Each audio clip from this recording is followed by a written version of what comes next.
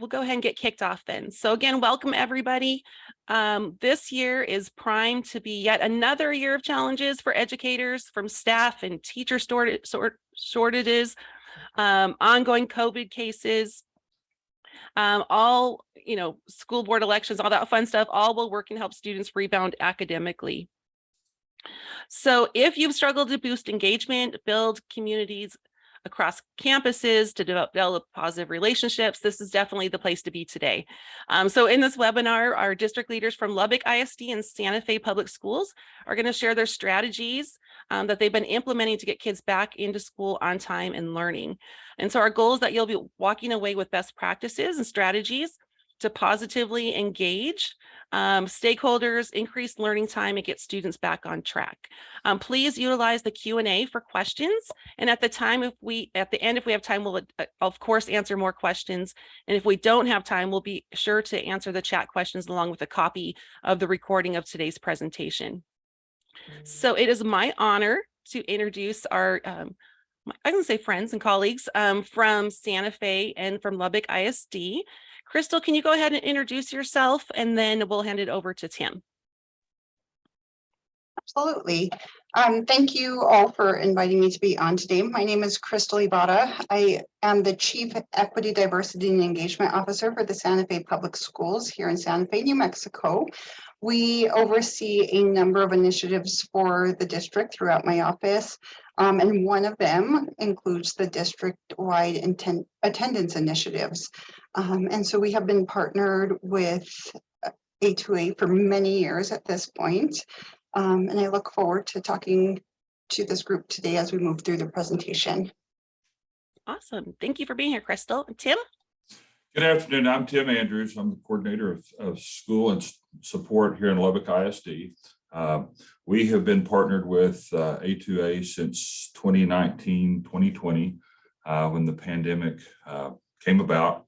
And so we had just gotten started and then worked through that process and continued our relationship as we've gone forward.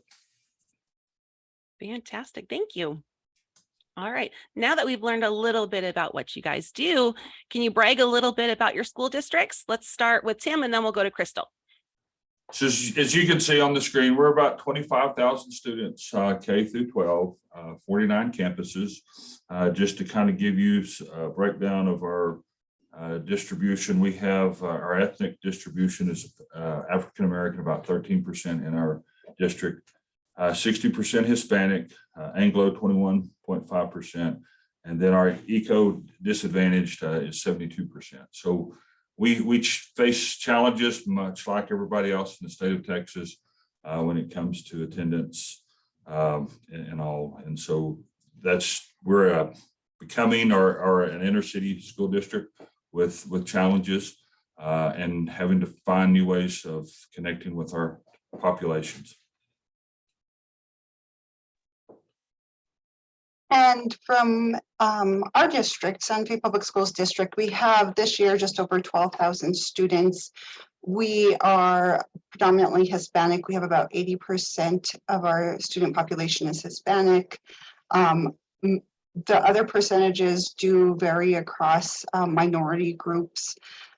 We have a 25% rate of ELL, English language learners, in our district. We also have about 16% that are students with disabilities, and about 70% of our population qualifies for free and reduced lunch. So here in our school, we actually have, we consider it 28 because we have a program that is state listed as well, but here in our district, we actually have a significant amount of Title I schools and have been really trying to identify and keep tabs on root causes for absenteeism. Obviously, poverty and basic needs being some of those as we move through these years. Absolutely. Thank you so much for that. And just a little bit about why I'm here. I'm with SINA, which is School Innovations and Achievement.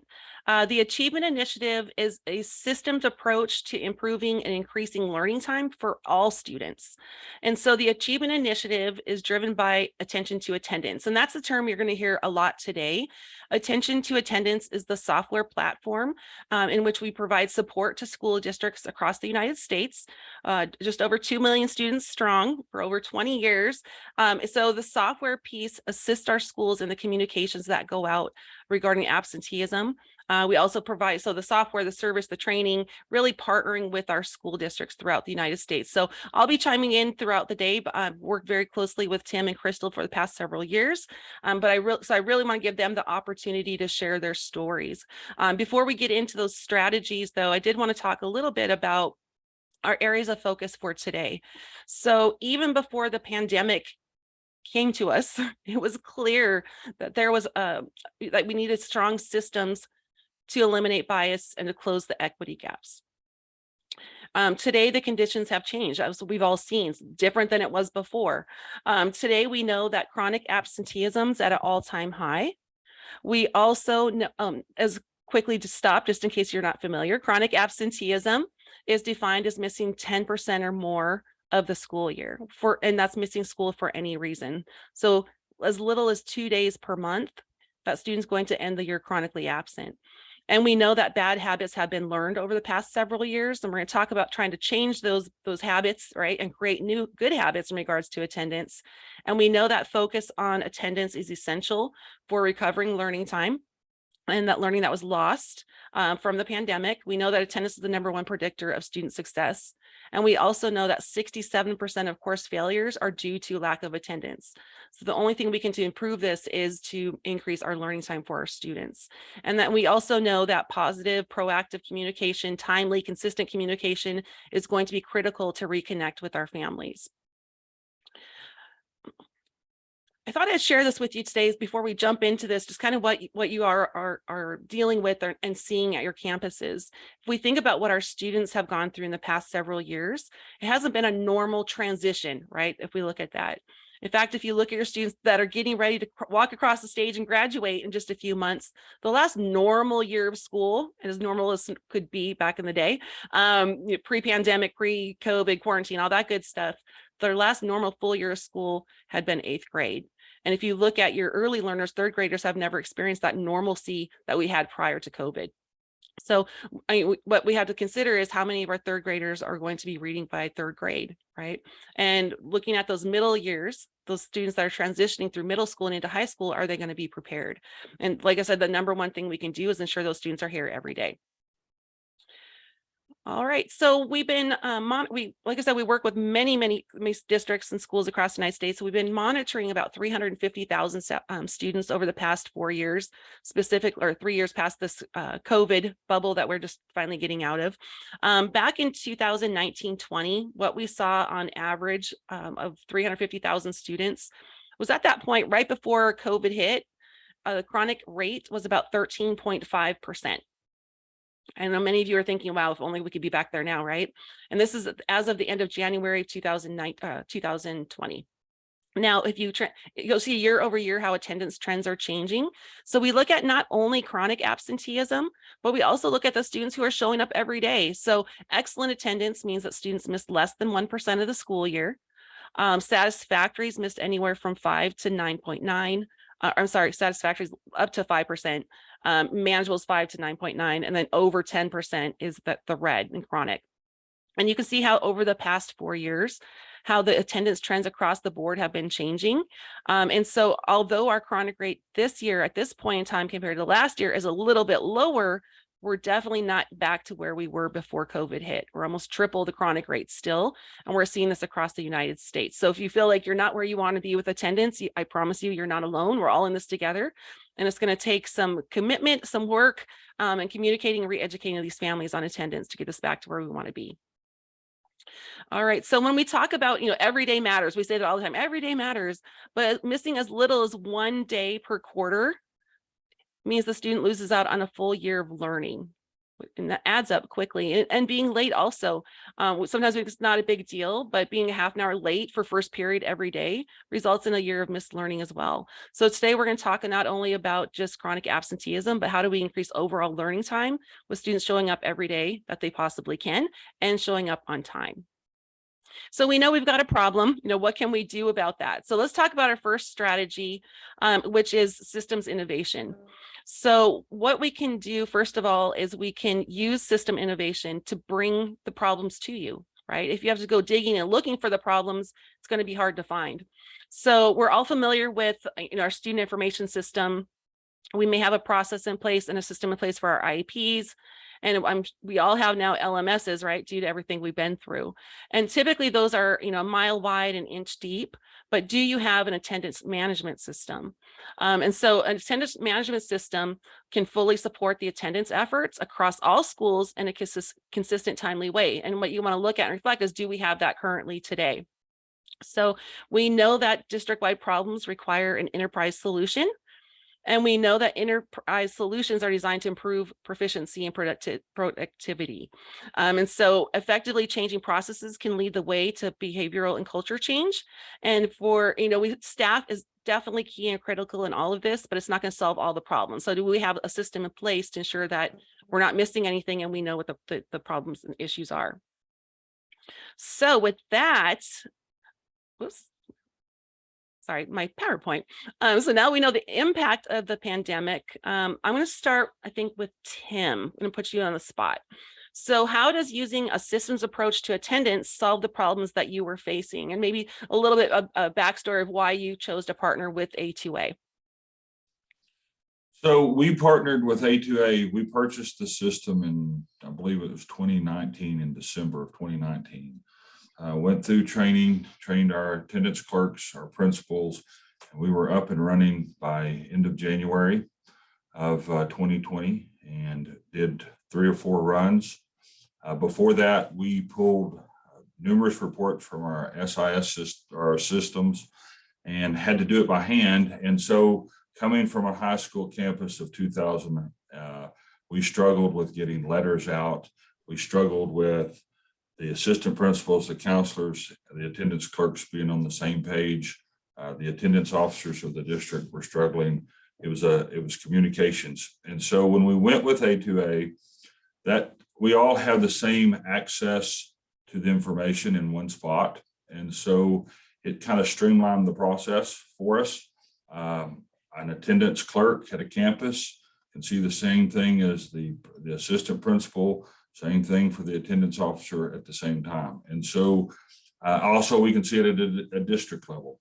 And so therefore we got going with it. Then COVID hit, we went virtual. And so we lost our not motivation, but our steam, if you will, with the process. Then we came back that next year and we were face-to-face plus virtual. We were in hold harmless, which we didn't find out till middle of the year. So attendance wasn't a pressing, or it didn't take the forefront because we struggled with our teachers. They had people in front of them. They had people coming online, and trying to take accurate attendance was a nightmare. Then we go to 2021, 22, and thought, oh, we're going to get back to normal. And I don't know what normal means anymore in the school world. We're trying to figure out what the new normal is, because we haven't reached back. We haven't gotten back to the level of attendance that we were pre-pandemic, but we're making strides. But so this year we've had a little bit more focus with that, and A2A, our conferencing rate is going up. And so we're making strides. Great. And Crystal, I know you've been, your district's been partnering with us for several years. So you've been with us way before the pandemic, during the pandemic, and after. How has the systems approach to attendance helped you guys solve the problems that you're facing? So yes, we've actually been with you guys since 2014. And I was really thinking about this before I jumped on here. A couple things happened for us right alongside the pandemic. Our law actually changed in 2019, and districts were to come into compliance with it in 2020. And so that still occurred in the midst of a pandemic. So during that year, we moved from what was a truancy focused law to what is now the Attendance for Success Act, which looks at 4 tiers of chronic absenteeism and intervention around each tier, going from universal all the way up to that intensive support. And so we continued to really try to figure out new initiatives that would re-engage our students and our parents in getting our students there. We actually did have a fairly strict in-district policy around attendance even through the pandemic. And so what A2A has been is our consistent. It has been the consistent form of outreach that our principals are able to rely on and that our parents are aware and expecting. So they continued through the pandemic, coming out of the pandemic. It has been our consistent outreach effort, which has been very helpful. And while we've modified the language and we've made sure we've aligned it to the tiers, the system is, as Tim said, the system is standard and available to all of our staff throughout the district. And so we have principals that are knowledgeable on how to go in and identify their students, how to run some reports. I have district level attendance coaches that work to support the school sites. They all have this available to them at a district level, so they're able to look at those reports and really kind of narrow in on priority groups to focus on with those schools. And then of course, the bottom line outreach efforts from A2A out to the parents to ensure that they know where their students are right around attendance has been significant in just maintaining consistency as we move through all the other changing pieces. Ever-changing pieces, right? I know. So I'm going to kind of go back to what Tim and Crystal were addressing when we're talking about something as simple as an attendance letter, right?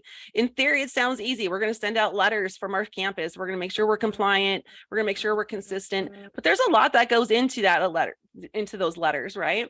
So this is typically what most of you that are attending today are probably seeing, right? So you have an attendance staff. We're identifying those students. We're trying to get the list run. We're trying to get them printed. All well, kids, parents, staff, teachers are coming in and going. Phones are ringing, right? And maybe the attendance clerk is out this week or on leave, right? And then things fall behind. So, and some schools we talk to will do their letters weekly. Some do them monthly. Some do them by the semester. Some do letters when the report cards go out, right? Because it's not as easy as just click a button. There takes some time there. What A2A does, how we support in regards to the letter piece is it's a workload relief is what we say. So what our schools do on a weekly basis is our A2A will upload the data, generate the list for the schools. They don't have to do anything, but they take just a few minutes per week, review the list, and they're always shown who, what, why, where, all that good stuff on a weekly basis. If everything looks good, their schools don't have to do anything. The letters will go out. And when the letters go out, and Tim and Crystal can attest to this, it does not say to call A2A, it says to call the campus, right? And so what we're seeing is increased communication and response from the parents on these letters because they're going out consistently across the district, all based on the same coding and letter thresholds, which we'll get back to in a few minutes. And what we see is a very high response rate from families. So over 50% of the students who get a first letter will not miss enough school to qualify for a second. And we have schools where it's as high as 80% of the students don't receive a second letter. And that's really because the letters are written in a way to drive the connection. It's not, we got you, you're in trouble as a parent. We're here to support you. And we notice your student is missing school. Now, I know that ed code varies from state to state. And one of the things, Crystal, I'm going to kind of put you on the spot a little bit. You were talking about how ed code changed kind of right in the middle of everything, right? And so I know your district has a really great system put in place. And A2A is able to support that process. But did you want to touch kind of on what your process is? Yeah, absolutely. So what you guys are looking at here is essentially the tiered intervention system that happens under the Attendance for Success Act.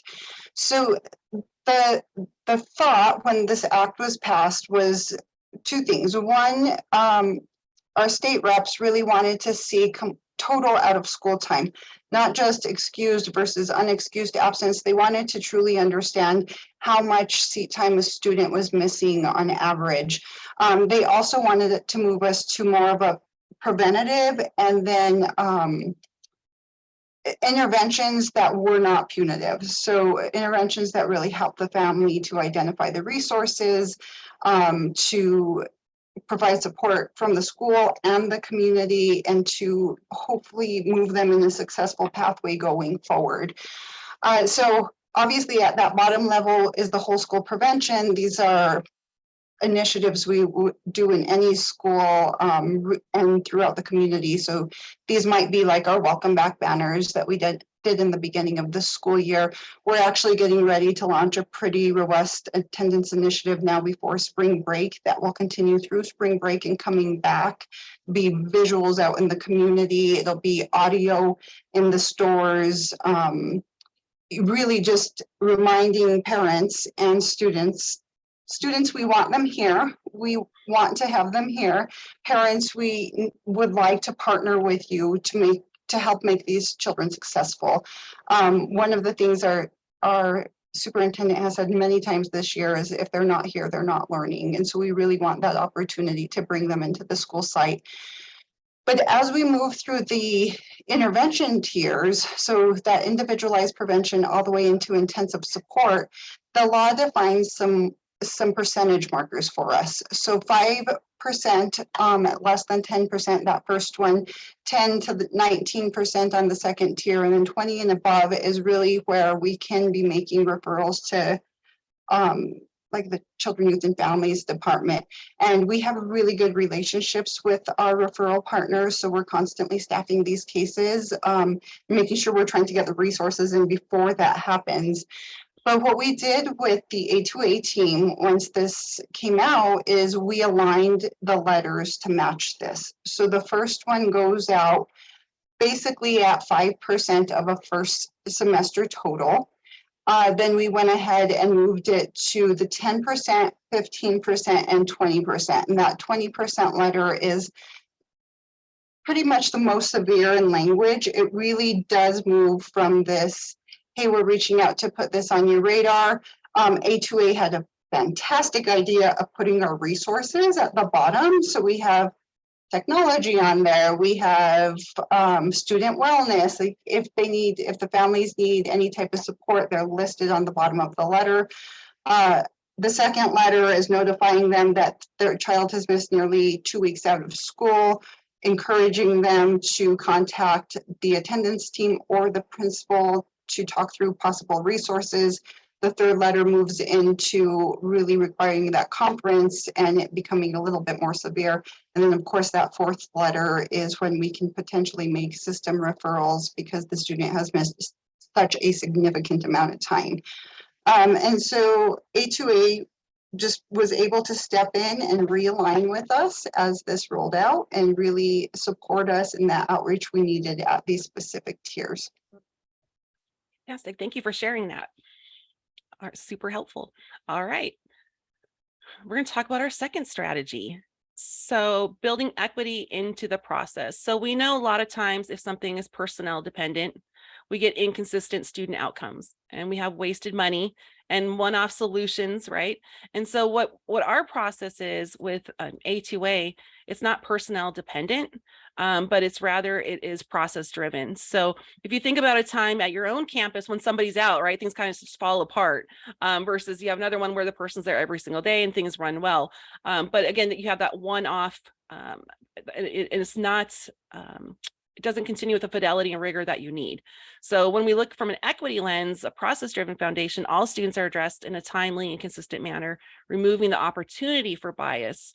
And I'm going to pick on you one more time. Well, I'll probably pick any more than this, but I'm going to go to Crystal for this next question. And then Tim, you can definitely chime in at any point. All right. So how does a process-driven foundation support your focus on equity? Yeah, and I think the next slide, yes, actually, this was pulled from our website. Our department, when we when we all came back from the pandemic, we worked together to define our main goals for our department.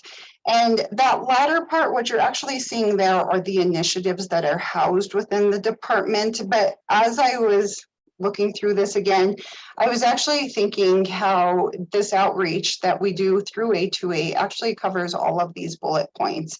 And so, of course, our goal here in my department is really to make sure that every student has the opportunity to have an education and have a successful life. And I talk to parents often. I often emphasize that they are our partners in this process. We have the same goal in mind. We would like them to be able to have opportunities that they want as an adult. And so we really continue to try to work together with our parents and our community to achieve this. And so what you're seeing here are my department goals. Of course, the first one is to develop or improve those equity and diversity initiatives so that our students are benefiting. Our second one is to improve the positive relationships with the families. And then the third one is really just to make sure that our stakeholder groups, which is staff, parents, families, students, that they are informed and engaged. And so really, if I break this down and look at this through an A2A lens, we're hitting all of those efforts. It's an initiative to ensure equity across the district for any student that is kind of hitting one of our tiers on absenteeism.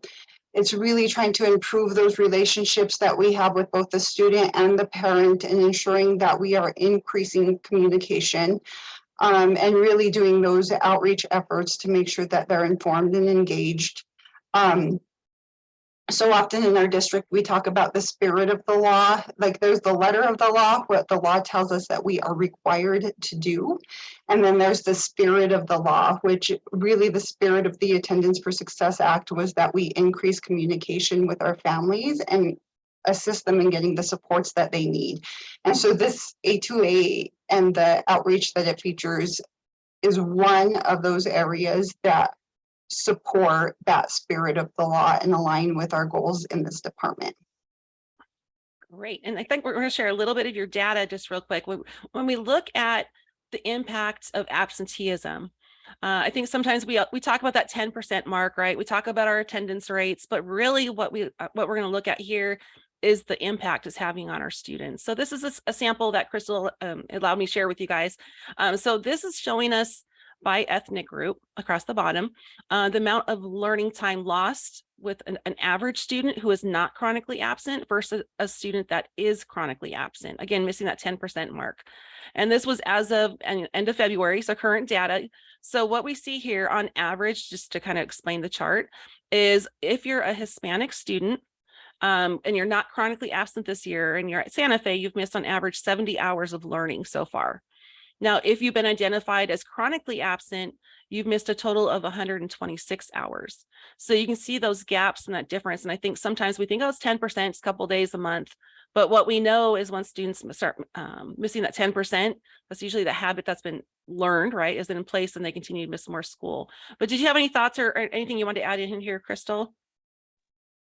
No, when we were reviewing this together beforehand, I appreciate this chart because I get wary when we present demographic information because we are such a minority heavy district.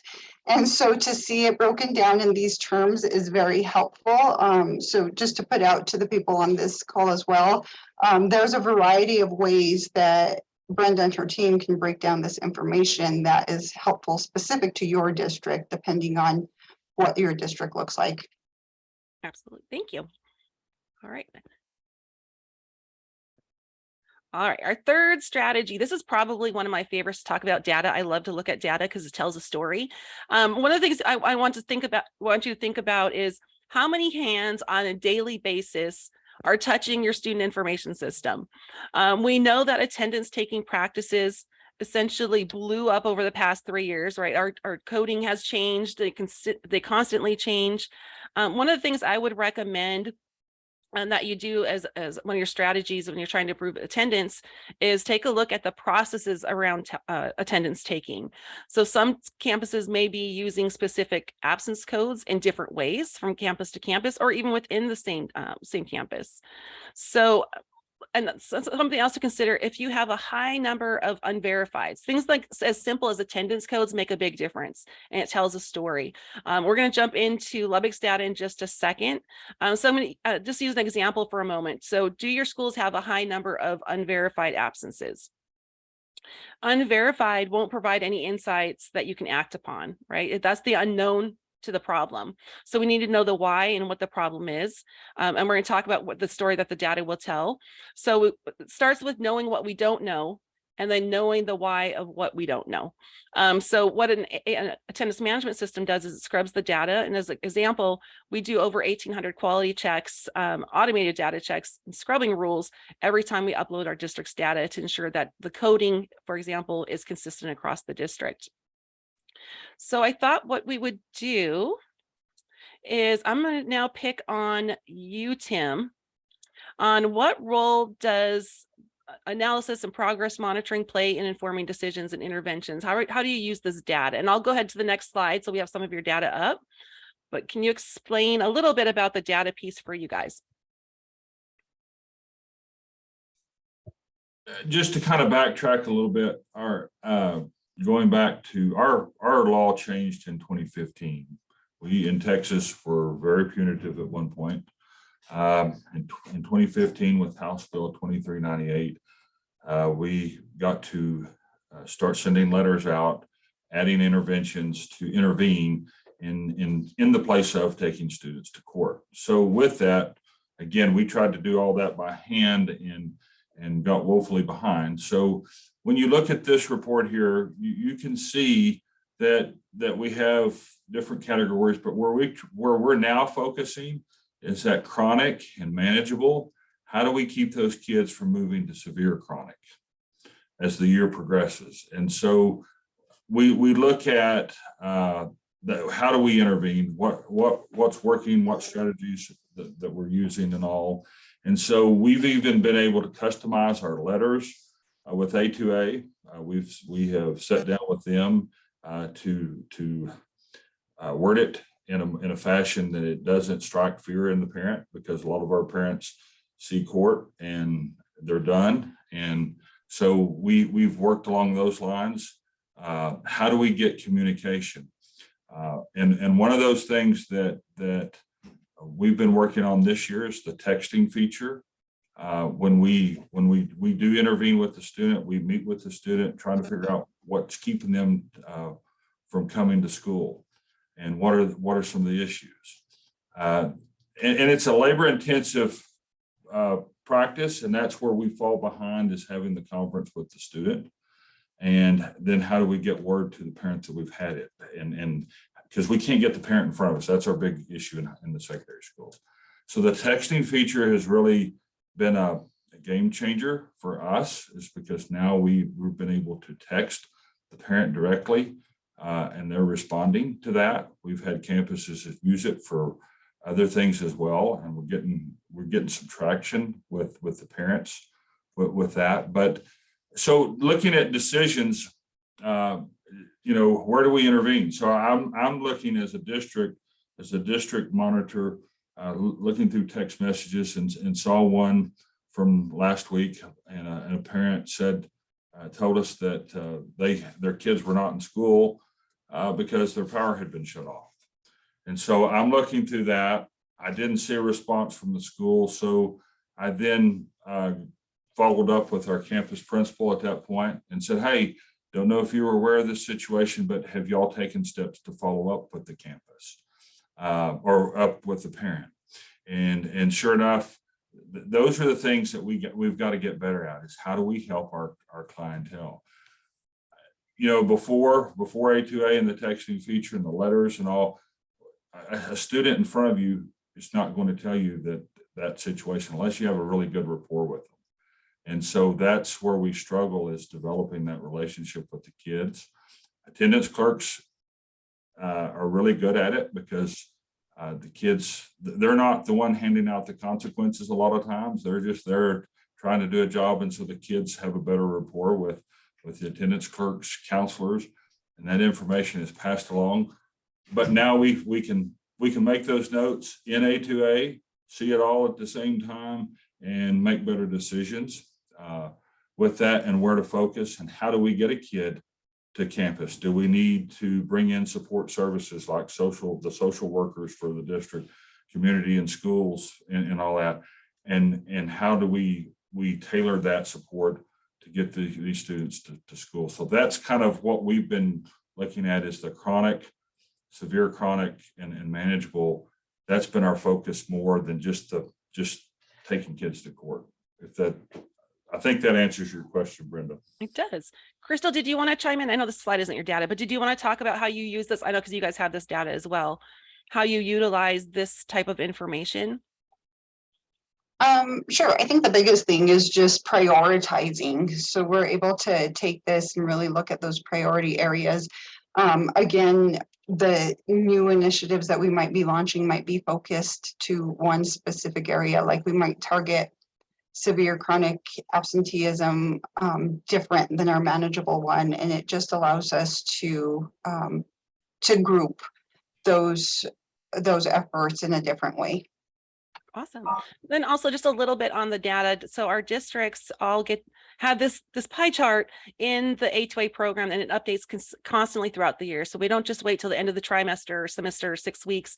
At any given point, our A2A end users, our campuses, our attendance clerks, principals, our district office folks like Crystal and Tim are able to know exactly who these students are at any given moment. And it's constantly updated so we can watch progress on the students as well. So thank you for sharing on that. And then this one we thought we'd share just because it can be eye-opening to see on average how many students are out. So this is for Lubbock. Again, Tim allowed me to share with you all today. So this is just an example of the first few months of school, 6 months or 7 months of school.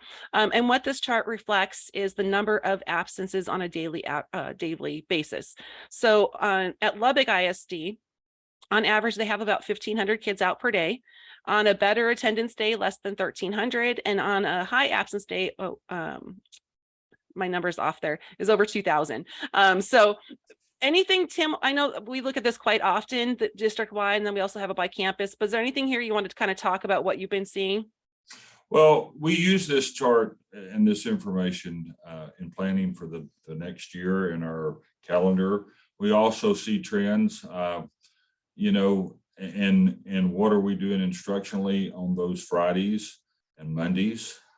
And are we missing the boat because we have so many absences?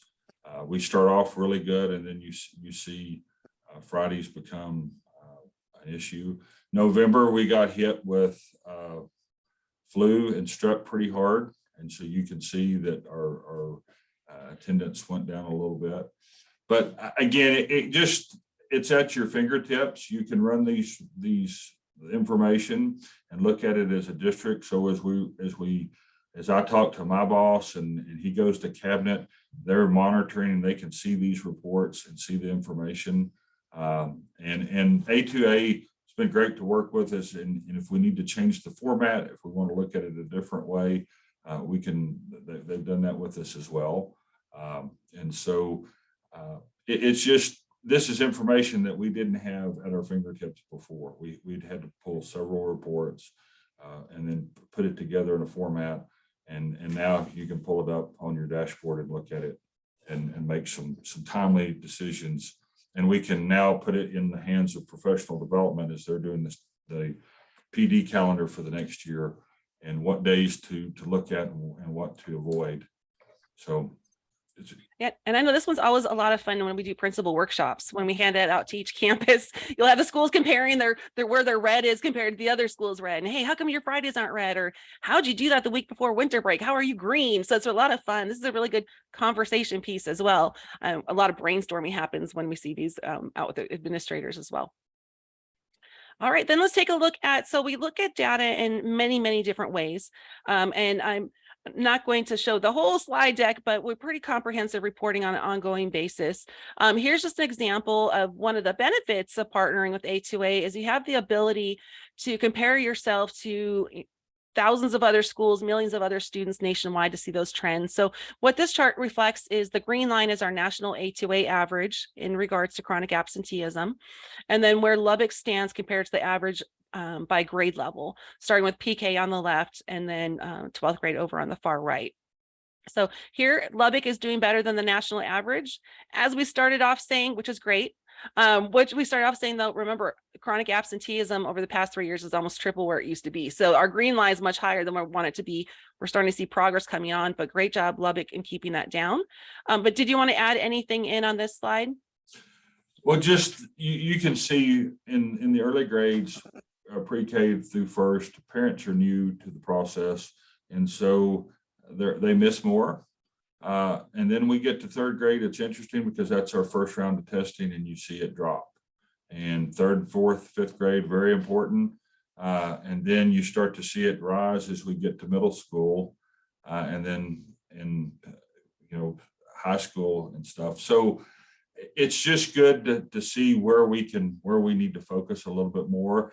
Maybe with the pre-K and kindergarten, establishing better habits up front, because what we're finding, a lot of these kids are developing these patterns in elementary, and it continues in middle school. And so if we intervene quicker and earlier in the process, can we eliminate some of our work on the back end? Again, having a high school experience, there's nothing worse than telling a kid that they're not going to walk because they didn't get enough days in, or they didn't have enough seat time. And we've tried everything, and it's here it is, mid-May, late May, and they're not going to walk the stage because they didn't meet all the requirements. And so we'd much rather be proactive than reactive. And so that's what the information lets us do. Do you feel this one's kind of off the cuff for you too, since you're doing so well at answering my questions? Do you feel like you're looking at data differently than you did before partnering with A2A? Are you looking at it from a different lens or different angle? And how has that changed? I would just say there's a ton of information, but this just makes it more manageable. I mean, do you spend all your time gathering the information up and then looking at it? For us, I think it gives us a lens to kind of narrow down and dig into the data a little bit more instead of collecting it. And so that's the part that I like from a district perspective. We're monitoring weekly where we're at with our attendance conferences between our administrators and our kids. And so I can pull up and I can see a campus having trouble. We can get them help. We can talk to them and see what's going on. And attendance has to be intentional every day. As we all know, in administration, you can walk in with your day planned, and that can be go awry in about 10 minutes after getting to school. And so, but when you get the chance, when you have that 15, 20 minutes, are you calling for kids? Are you trying to figure out, are you keeping on top of it? Because it's got to be up there in the front. And so as one that has done it, it is very time consuming, but to have it at your fingertips and say, okay, this is where we're at. What's going on? Why are you not coming to school? And so that's the conversation piece, is how we build the relationship. This gives me the kind of context that when they're sitting in front of me, where I need to go with the conversation, and just instead of reading the riot act and them shutting down and not communicating with me, this is kind of the conversation starter to find out what's going on, because it's hard to get a kid to open up to a guy that's going to give you consequences for not coming to school. And that was the struggle back in the day, is how do we get around that? And so we have to change the conversation to build the relationship. If I can get them connected to an adult in the building, I can get them to school most of the time. If we don't have that adult connection, then why do I want to be there? And so that's what A2A does for us, is it helps us focus in on the relationship piece instead of trying to collect the data and analyze. It's there. And so it allows us to narrow in on what we can control with our students. Awesome. Great. That's going to take us, Crystal. I'm going to follow up with that question on the next question as well, because Tim kind of just did a perfect segue into our next strategy. That worked out well. So our fourth strategy is districts have to communicate differently, right? We have requirements by state ed codes and things like that, but it's really beyond that. So I feel like our fourth strategy is probably the most like underrated or underlooked one. So the purpose of the communication, it really needs to be to change behavior and set good expectations, right? So for many districts during this pandemic, the communication may have changed a little bit or maybe stopped, right? It was kind of a touchy subject to tell people to bring their kids to school every day. But we're back to the point where attendance isn't a bad word. And we still don't want the kids at school sick. We get that, but we've got to re-educate on when they should stay home versus when they should be at school. So the purpose of communication really should be to inform and educate students on the impact of not going to school. And then also being culturally responsive, targeted messaging. The messaging can really support those connections that are happening at that campus. And that's what we're going to talk about a little bit here. So one of the key parts of the communication, right, is that we want to show how much this district and the campus cares. And that's really the tone of the letters that A2A generates on behalf of the schools as well. It's not like I said, it is educational, lets them know that there is a law involved. They do have to be at school, but more importantly, we're concerned when you're not here. We want you here. And there's great programs and support available for you and your child. So this one I'm going to toss over to Crystal.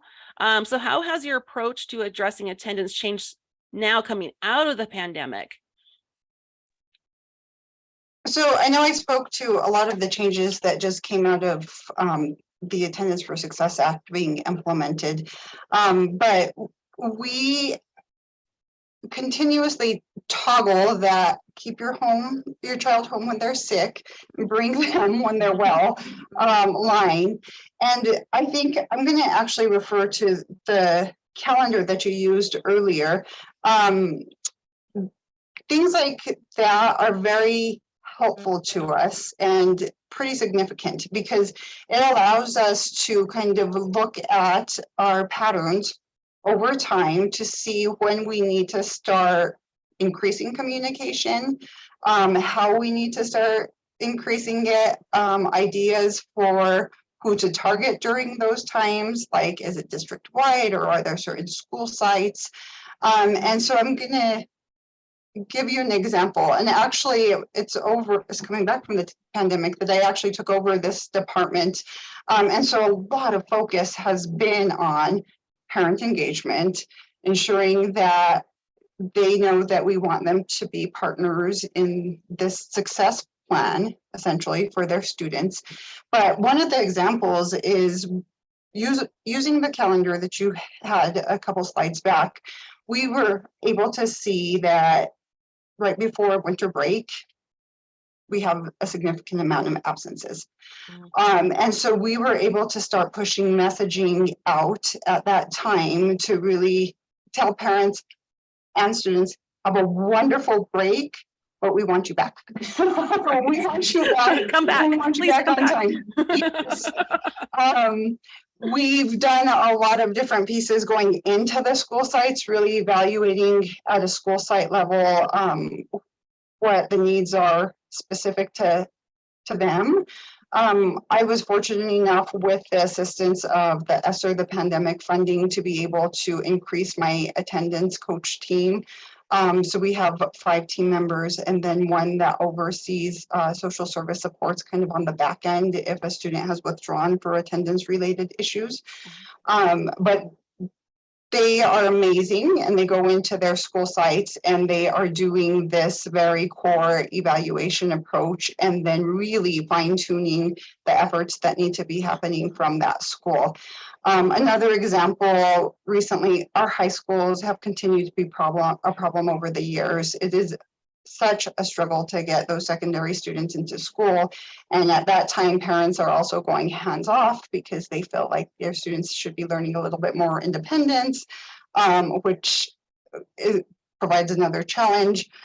But one example was I was at a school site last week and one of the principals was like, well, what if we challenge the other high school to an attendance an attendance challenge over this period that we're going to launch for the 4 weeks around spring break. And we get our attendance every single day and we kind of check that out. And then we really praise the school that did well, highlight them. Maybe, you know, an internal consequence for the principal that they have to wear the other mascot t-shirt for the day. But you know, we've definitely moved towards this this avenue of trying to engage the parents once they're in front of us, making sure that we are doing a very conscious evaluation of what those needs might be and what's interfering with their students getting there on a daily basis, and then bringing in the appropriate resources to connect them in their own home environment, and then just help them ensure that they're going to be getting there on a daily basis. And that could be anything from transportation to food resources to work related issues. We see that at secondary often, that the teenagers are working to help support their families, and just making sure that we are really having conversations with them individually, and like Tim said, increasing that relationship. I think we've seen that more than ever, is that importance of that relationship building and having a connection for that student. I thought I would just share really quickly, just we don't have to go through all of this because I know we want to get to the 5th strategy as well, and we're running out of time almost. But for Lubbock ISD, just kind of show, I know there's different ed codes and different regulations and policies. For Lubbock ISD so far this year, over 27,000, almost 28,000 pieces of parent communications have been sent out on behalf of your schools already this year, and over 32,000 for Santa Fe. We're addressing both excused and unexcused absences for both, but you can see here has a little bit different of a configuration, right? And again, that's based on policies in the state. So for Lubbock, we're sending out 3 truancy letters, and then we're also addressing excessive excused absence letters. And I know, Tim, your parents have been absolutely loving the excessive excused letters, but we're also seeing the results. Many of your schools, I'll have you chime in as well, have had like an 80% drop from the kids who get that first excessive excuse letter that continue to miss and receive a second letter. So I know those ones, we can definitely share your story, because I know I heard it when I was out there, about the impact of these letters with your parents. What are your parents thinking and feeling? So on the excessive excuse, what we send that, because we're trying to build the culture of showing up every day. And so as a courtesy, we're sending an excessive excuse. That's where the parent is called in. We allow 5 parent contact days and then 3 parent requests. So they can excuse up to 8 days. And once we send this as a reminder, and it really gets some of our parents really upset, and we get the phone calls and then we explain the why behind it. And they're like, oh, well, that makes sense. So we're basically trying to give them a marker, because parents lose track of how many days we've missed, how many times you know that we've taken our kid out. So funny story, I got one at my household, and my wife went ballistic, and I'm like, wait a minute, reread the letter at the top. It says excused, excessive excused. We're pulling our younger son out to go ball games for my older student who's in high school, and so he was missing 7th and 8th period, and hence we got the letter. It's just a reminder that we'd run out of parent contact days. And so once she read it again, she's like, oh, I didn't realize. And so that's why we send the letter. The others, it's mandated by the state when we send them. In between that 3 and 6, we try to hold a meeting with the student in the secondary. At the elementary, it's with the parent, trying to intervene at that point. When we hit that 9 unexcused, then we're looking at a conference with the attendance officers. And so, and then we're again trying to intervene at that level before we end up going to court. So we do get feedback from the letters, but when you add the text messaging from the conferencing, we found we're getting even more feedback from our parents with the texting option. And so, but again, the letters, we've tried to make that as not, not intimidating to the parent. We want to establish communication. The other thing, we've gotten better with our messaging before breaks as well. And I think that's just one thing that we noticed that we weren't doing very well beforehand. We weren't sending out invites from the district of, hey, we come back on this day. You know, when you have families traveling and they don't see a problem with taking an extra week coming back. And so that's kind of that culture of showing up every day. It matters. And so that's kind of where that comes from. Thank you. All right, we're ready to move on to our fifth strategy, but last but not least. Now, we may run over a few extra minutes today just for all of you attending. If you're not able to stay on, maybe we'll go about 5 minutes over or so. If you're not able to stay on, don't worry, we are recording this and we'll be sending out a link with a recording of today's presentation as well. But let's move on to our fifth strategy. So support staff and leadership. Leadership is a results multiplier. So we know if it's not your district leadership or your boss's priority, it's no one's priority, right? So our school teams are setting the example, and a lot of times on that attendance calendar, and Crystal and Tim, this might have been with you too, most of our districts, when we show that attendance calendar, sometimes they're saying, is that our teacher's attendance or is that our kids' attendance? Because they're mirroring each other, right? So it's really as a leader, making sure that we're all on board. We all understand the importance of showing up ourselves as staff and examples for our kids. And then having that systems approach to attendance can create that the appearance that we're all in this together, right? So in what ways has the systems approach supported your school staff? So we talk about from a district leadership perspective, Tim and Crystal, you have the access to the data. I love, Tim, how you shared your story, how you, even as in your role as a director, are able to see those texts between the campus and the parents, right? And see if there's any issues or any problems or anything like that. But from your school's perspective, how has A2A been supporting them? You can jump in. Whoever wants to jump in can pick. I won't pick one this time.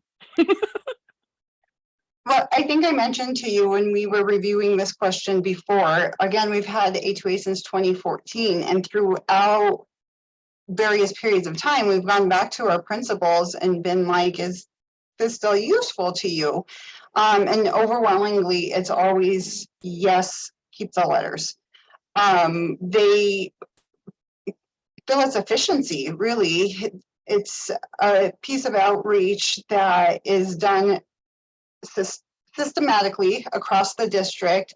They know what to expect, and they are happy that it is being done on their behalf. And so they have continued to ask us to utilize A2A over the years. And I also think it has been, A2A has presented to the board in the past. You guys have presented to our superintendent. It has allowed for bigger conversations with administration and the school sites as well. Awesome, thank you. Tim? I would say that our campuses wouldn't want to go back to the way we used to do it, because like I said, I lived it for quite a few years and we couldn't keep up. The other thing is it all lets us see the information at the same time, and how do we work. The main thing is we're now having discussions on attendance. To go to your point, it starts at the top.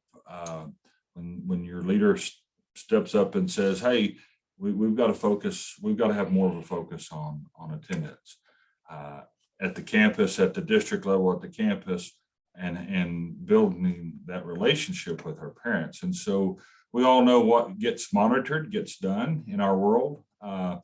And this allows us to have a monitoring capability, not to be looking over their shoulder and beating anybody over the head about it, but to have conversations. If the campus is struggling with their conferences, what can we do to help? And then how do we tackle it? What are other campuses doing, because they have a higher rate of holding conferences? So what are they doing and what can we do?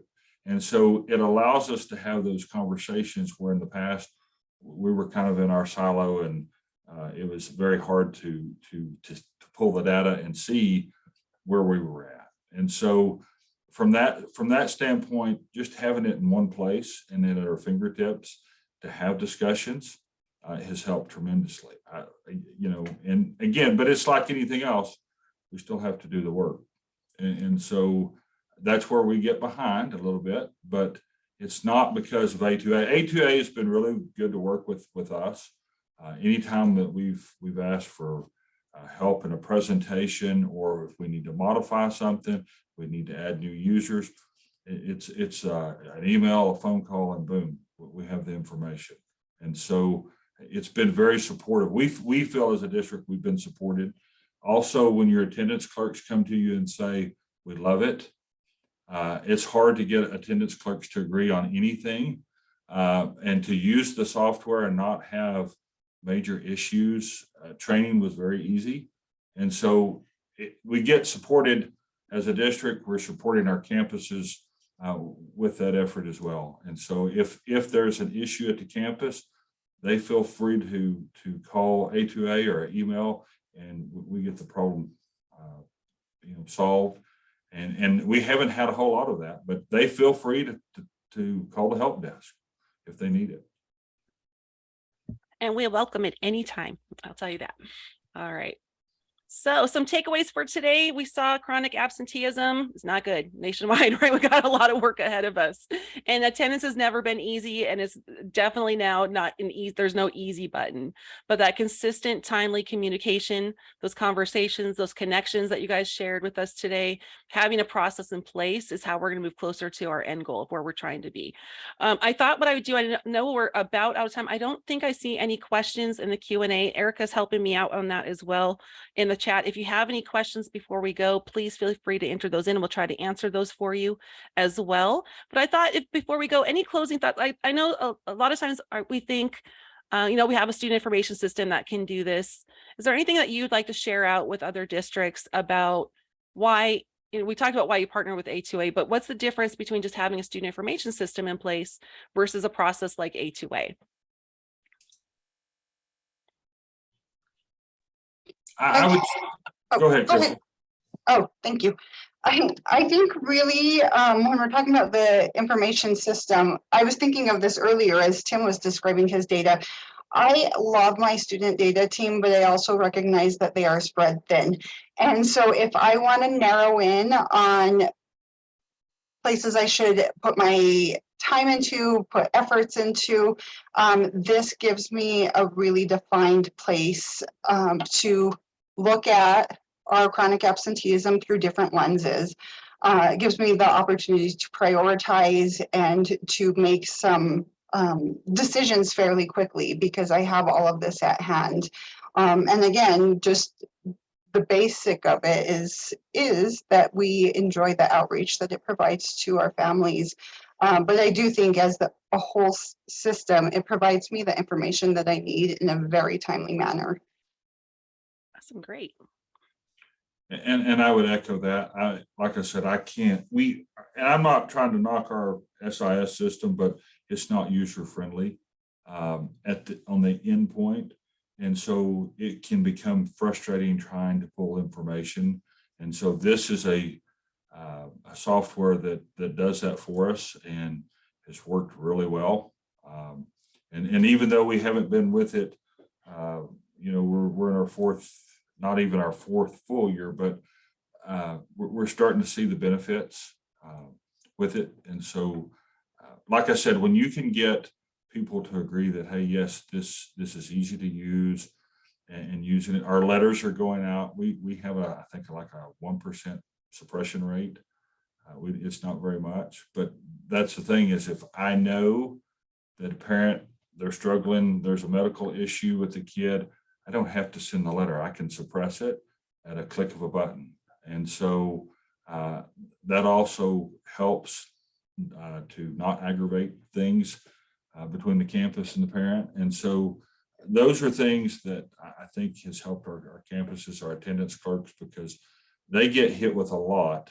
If you go into a high school on any morning and see their life between phone calls, people in front of them, and everything that's happening at a high school, secondary campus, even elementary, any help we could get to them to lessen the stress that they were feeling was worth it. And that's kind of where we started looking for things to help them out, because it was a struggle at best.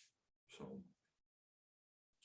Well, Tim, Crystal, thank you so much for sharing today, sharing out your stories. Like I said, we know this is not easy. It's been an uphill battle, right? Trying to keep kids in class every day, recreating those habits and getting them back into school. Again, we will send out a recording of today's presentation, as well as the PowerPoint will be included.